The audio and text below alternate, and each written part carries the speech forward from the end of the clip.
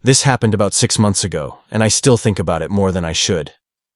I was driving through a rural part of Tennessee, headed to visit my cousin who had just moved into a new place near a small town.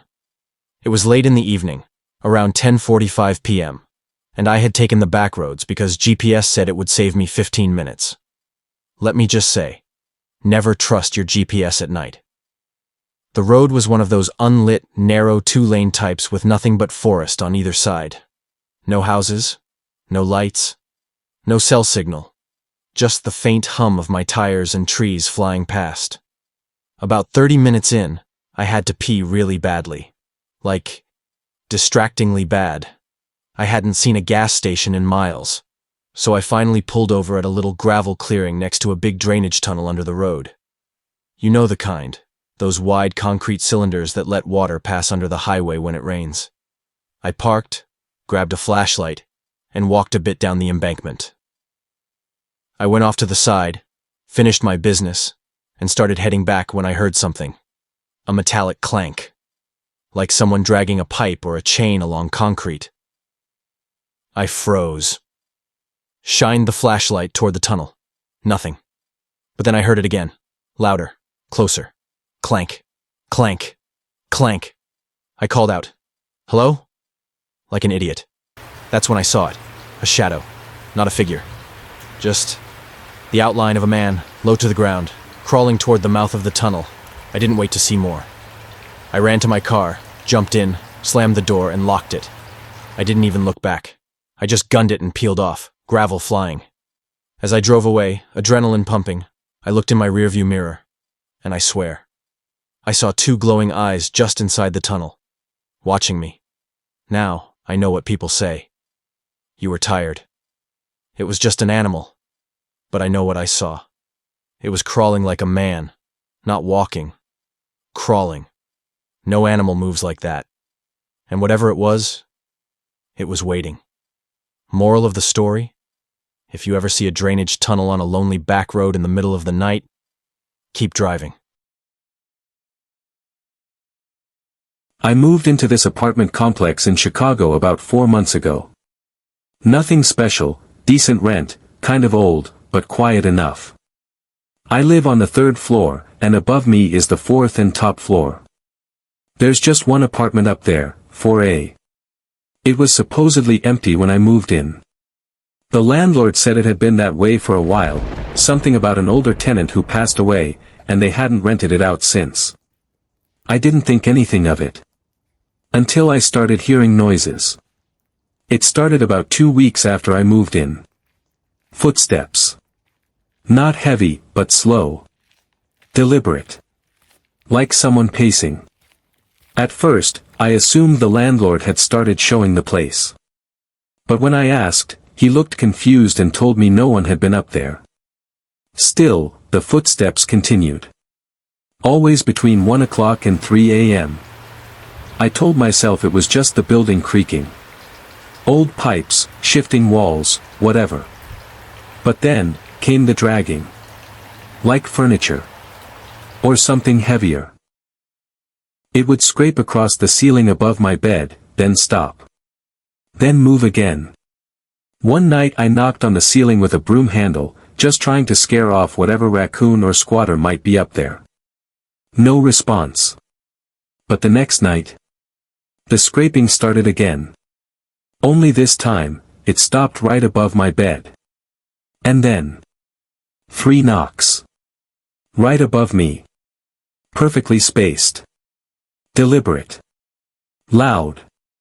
I didn't sleep that night. The next morning, I went to the 4th floor. The hallway was dusty and undisturbed, like no one had walked it in months. But the door to 4A? The handle was smudged, as if recently touched. There was a faint smell coming from behind it. Not quite rot, but old. Damp.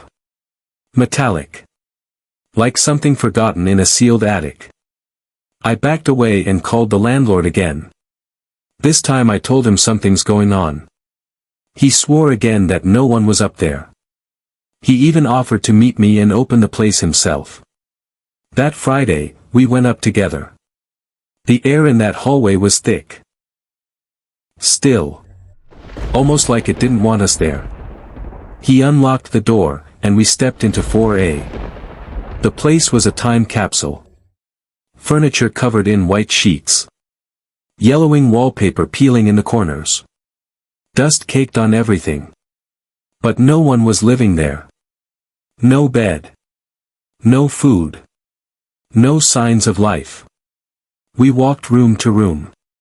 Empty. But then I noticed something strange. Scratch marks, long, thin ones, dug into the wooden floor in the hallway.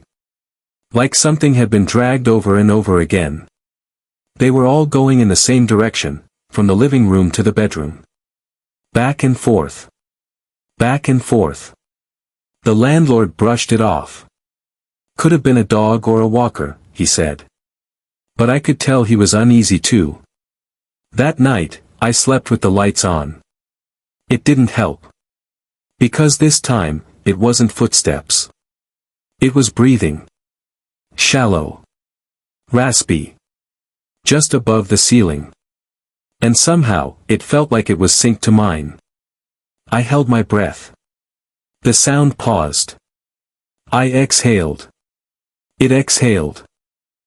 I shot out of bed, ran to the hallway, and looked up. Nothing. But when I stepped back into my bedroom, the ceiling light flickered once, then went out. The scraping started again. And those same 3 knocks echoed above me. Knock. Knock. Knock. I started sleeping on the couch. That's when I met Melissa, my neighbor from 3B.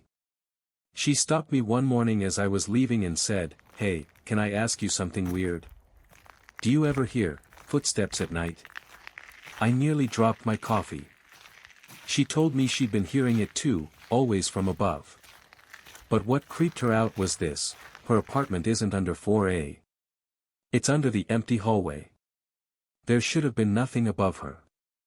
We decided to go back up together. Middle of the day. Sun shining.